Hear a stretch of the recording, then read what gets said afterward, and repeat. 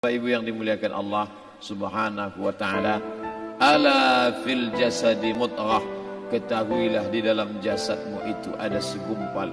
Idza saluhat, kalau dia baik, saluhal jasadu kulluh, yang lain ikut menjadi baik. Wa idza fasadat, kalau dia rusak, fasadal jasadu kulluh, yang lain ikut menjadi rusak. Di mana dia? Ala wahyal qalb, dia adalah hati. Maka yang pertama kali menghitam itu, apa kata Allah? Kalla bal rana, ada satu titik hitam, ala qulubihim, ada satu titik hitam di dalam hati mereka.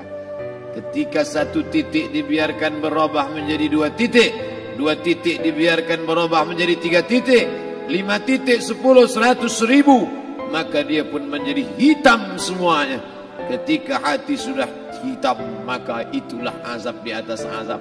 Khatamallahu ala qulubihim. Setelah hati menghitam, terkunci, menular ke telinga. Wa ala sam'ihim. Setelah telinga, wa ala absarihim ghishawah. Padahal 3 itulah nanti yang akan ditanya di hadapan Allah. Inna sam'a wal basar wal fuad. Coba lihat, ketika akan ditanya, yang ditanya 3, tapi diawali dari telinga. Inna sam'a wal basar wal fuad, telinga, mata, hati. Tapi ketika terkunci, yang duluan dikunci hati. Khatamallahu ala qulubihim wa ala sam'ihim wa ala absarihim. Kalau hati sudah terkunci, telinga tersumbat, mata tertutup.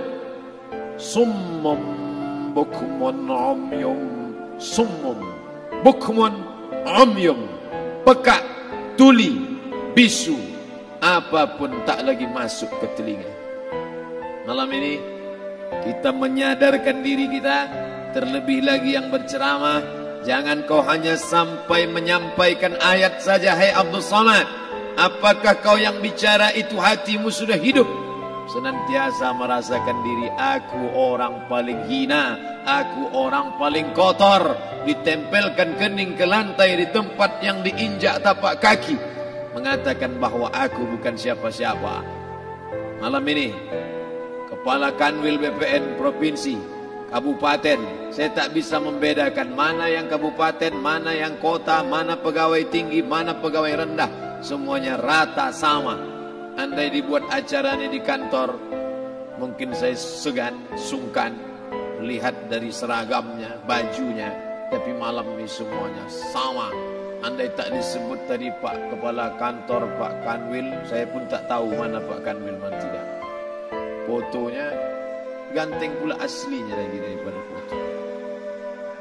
Artinya apa? Bahwa kalau sudah masuk ke dalam masjid, ketika engkau merasa dirimu tinggi di atas, kau bukan apa-apa, karena yang paling tinggi di badanmu pun kau tempelkan.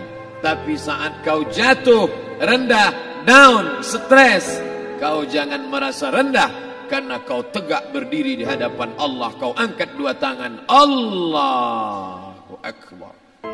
Di dalam diri ini disebut dia dengan qalb. Kenapa disebut qalb? Orang Arab menyebut qalb, qallaba, karena sifatnya berbolak-balik. Pada saat selesai salat, astaghfirullahalazim, tidak ada yang paling bersih, dia bersih. Tapi pada saat petang sore hari, yusbihu mu'minan, paginya putih, bersih, tak bernoda. Wa yumsi kafiran, petangnya hitam. Makanya dari pagi dibersihkan. Salat subuh bersih, salat zuhur bersih, condong matahari salat asar bersih, tenggelam matahari salat maghrib bersih, sempurna gelap malam salat isya bersih, tengah malam bangun tahajud munajat, di tengah malam orang tertidur. Wa tusalli bil laili wan nasu niyam, engkau tegak di waktu malam, di saat orang semua sedang tenggelam dalam lelap tidur panjang, tapi engkau menangis meratap mengenang dosa begitu banyak. Sab'atun yuzilluhumullah, di antara 7 yang mendapatkan naungan Allah. Yauma la zilla illa zilluh, hari itu tak ada naungan kecuali naungan Allah. Di antara yang mendapatkan naungan itu adalah rajulun zakarallah, orang yang berzikir, munajat, muhasabah diri di tengah malam, sunyi, sepi, fafadat ainahu, menetes air matanya. Berapa banyak sudah harta dititipkan Allah, berapa kupakai untuk zakat, wakaf, infak, sedekah, wasiat, hibah, ghanimah, harta rampasan perang di zaman Nabi. 7 harta yang akan menolong di hadapan Allah, 1 pun tak dipakai. Umur diberikan Allah 40, 60, 70. Berapa yang kupakai untuk menolong agama Allah? Berapa yang kupakai untuk mengingat Allah? Mata, tangan, telinga, kaki akan diminta tanggung jawab di hadapan Allah. Al-yawma nakhtimu ala afwahihim, mulut terkunci, wa tukallimuna aydihim, tangan akan bicara, wa tashhadu arjuluhum, kaki akan bersaksi di hadapan Allah. Siapa yang bisa menolong waktu itu? Kalau pernah tangan ini saat punya kekuasaan, 1 coretan tanda tangan bisa mempermudah urusan masjid. Sebutir kekuasaan yang dititipkan Allah bisa dipakai menolong agama Allah. Itulah yang akan menolong di hadapan Allah. Apa yang disampaikan malam ini, semua biaya pengurusan masjid 0. Itulah sesungguhnya yang akan menolong di hadapan Allah.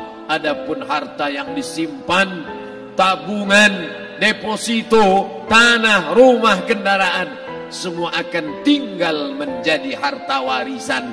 Istri mengambil 1/4 kalau ada anak.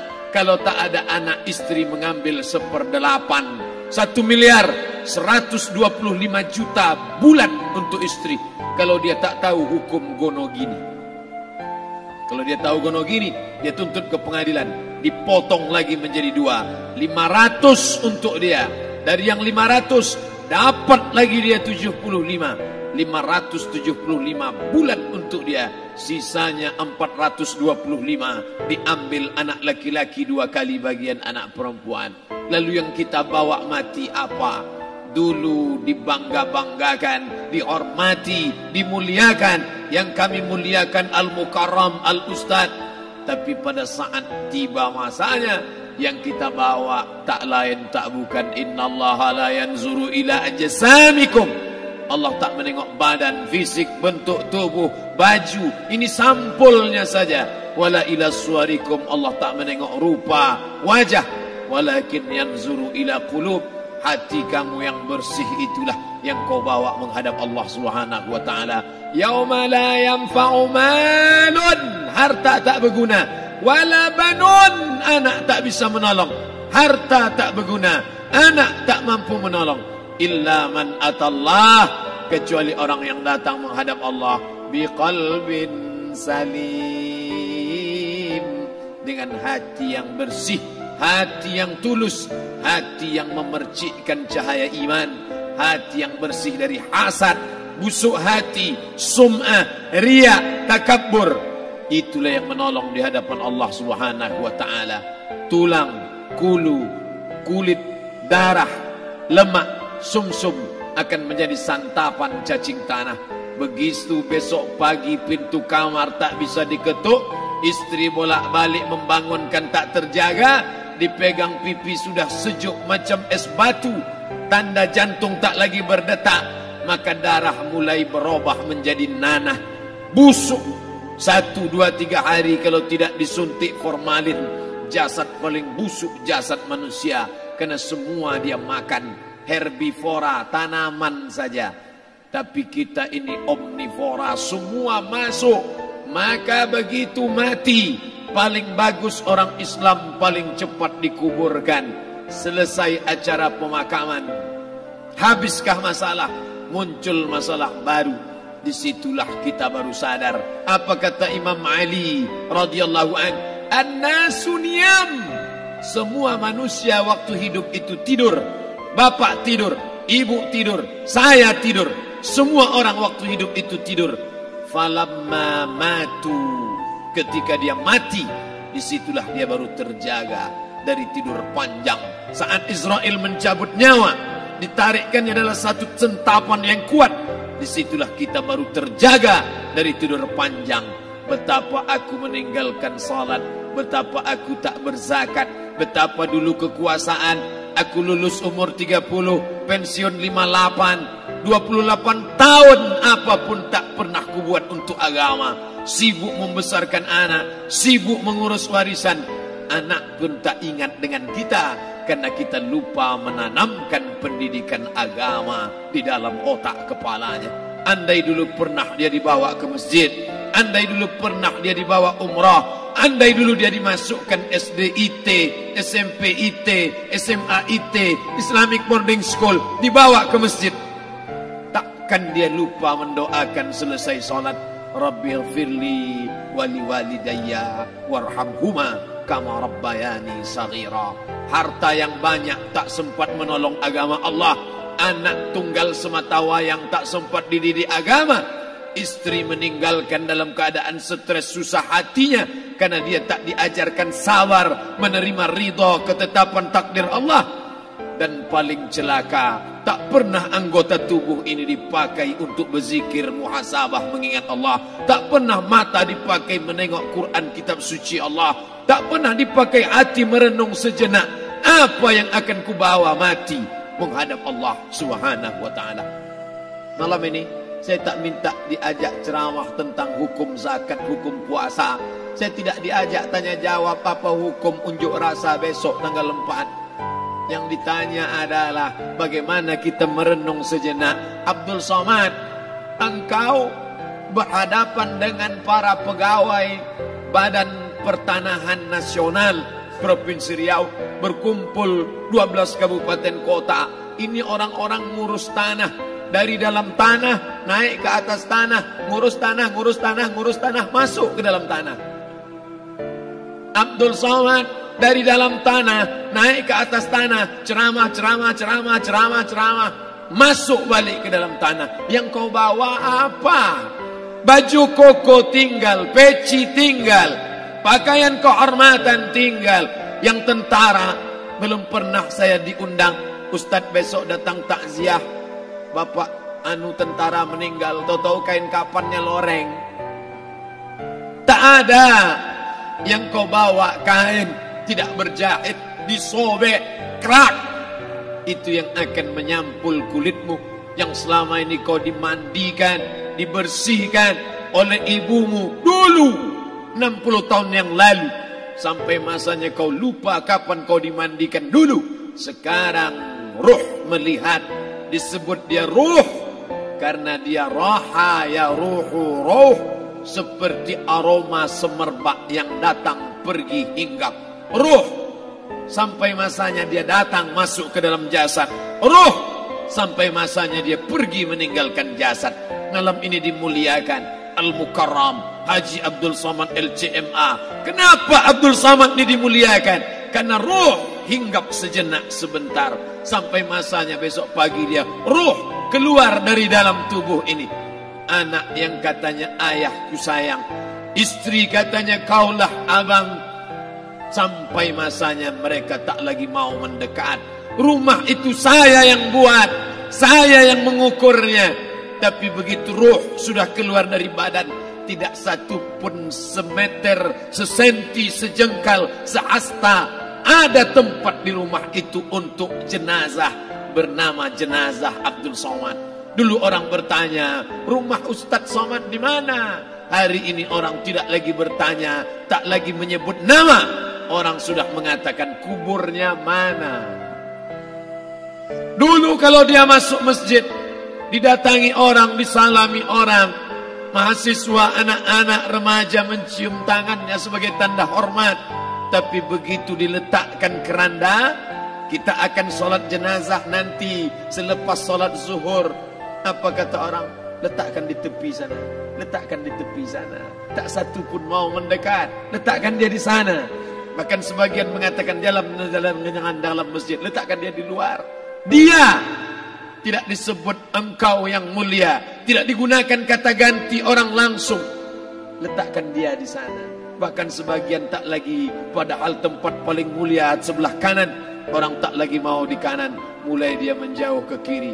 Kenapa kau ke sana? Takut aku mimpi hantu nanti malam. Mana kawan, sahabat, andai tolan, anak menantu, teman sekantor, semuanya pergi meninggalkan. Yang tetap dibawa, kalau pernah kaki melangkah salat berjamaah di masjid, kalau pernah tangan mengusap kepala anak yatim, kalau pernah tangan mengucap subhanallah. Nanti di akhir tausiah kita akan berzikir, munajat, muhasabah diri, berdoa, mengenang apa yang akan kita bawa menghadap Allah Subhanahu wa taala. Datang malaikat membawa kain kafan dari cahaya, akan menyambut ruh yang mulia. Hadis riwayat Ahmad bin Ambal dalam kitab Al-Musnad. Turun malaikat berlomba-lomba membawa kain putih dari cahaya, menunggu ruh akan keluar. Ruh menetes seperti embun di ujung daun. Daun tidak bergoyang, ranting tidak patah. Ruh menetes pelan turun ke dalam kain kafan, dibawa malaikat ke pintu langit. Tak sabar mereka menyambut. Inikah dia yang selama ini berjamaah? Inikah yang dulu ketika dititipkan kekuasaan menolong agama Allah? Kam min masyhurin fil ardi walam yakun ma'rufan fis sama. Berapa banyak yang masyhur terkenal di bumi, malaikat tak mengenal dia. Ini roh siapa? Tapi ini bukan LCMA, dia bukan ustaz, dia bukan ulama, tapi imannya dalam. Kekuasaan dipakai menolong agama Allah. Ruhnya keluar di bawah. Semua malaikat mengucapkan salam. Inilah orang yang selama ini kami tunggu-tunggu. Catatannya sudah lama. Setiap pagi petang malaikat subuh membawa catatan namanya, malaikat malam membawa catatan namanya. Kami merindukannya. Begitu orang-orang yang masyhur di langit tapi tak dikenal makhluk bumi. Tapi ada sebaliknya, yang rohnya disentapkan, ditarik malaikat dengan begitu tarikan yang sangat kuat. Nabi bertanya saat Isra Mi'raj kepada mereka yang sudah mati ribuan tahun yang lalu, apa yang kalian rasakan? Yang satu mengatakan seperti tebasan pedang di tempat yang sama beratus kali. Yang satu mengatakan seperti kambing yang dikuliti hidup-hidup. Yang satu mengatakan seperti mata kail pancing ditarik dari kulit yang basah. Maka kita berdoa setiap selesai salat, Allahumma hawwin alaina, ringankan kami ya Allah, fi sakaratil maut, di saat sakaratul maut yang amat sangat menyakitkan itu. Dan mereka yang pergi tak pernah kembali, mereka yang mati tak pernah bercerita kecuali hanya kepada Sayyidina wa Maulana Muhammad sallallahu alaihi wasallam. Di saat malam pertama di tempat yang gelap, di tempat yang tak pernah diimpikan oleh orang, tapi kita tetap melewati dan merasakannya.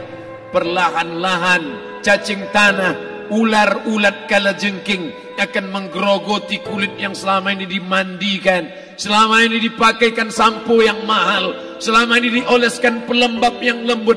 Tapi ternyata sebelum roh keluar jasad, setelah keluar dia hanya akan menjadi santapan cacing tanah, hancur berkeping hari demi hari. Yang pertama kali membusuk adalah mata, karena dia berisi cairan. Cairan ini mengering, busuk dan berlubang. Lalu kemudian usus sebulan di dalam tanah, mulai dia menggelembung masuk angin dan dia meletus pecah. Cacing-cacing tanah mulai datang menggerogoti, memakan. Habis lemak, tulang, kulit, bulu, sumsum, darah, jantung, empedu, limpa, buah pinggang. Habis semuanya, tinggal tulang-tulang yang memutih, dimakan oleh tanah, ditelan oleh massa, sampai akhirnya Asi bin Wa'il membawa tulang yang kering itu kepada Nabi Muhammad, baginda Sayyidina wa Maulana Muhammad. Ya Muhammad, ayuhi rabbuka hadzal izam, sanggupkah Tuhanmu menghidupkan tulang yang kering ini? Nabi diam tak menjawab, sampai akhirnya datang Jibril alaihi salam membawakan wahyu. Qul, katakan kepada dia. Ayat ini dibaca malam Jumat. Bapak Ibu semua hafal, kita baca qul yuhyihal ladzi ansha'aha awwala marrah wa huwa bikulli khalqin alim.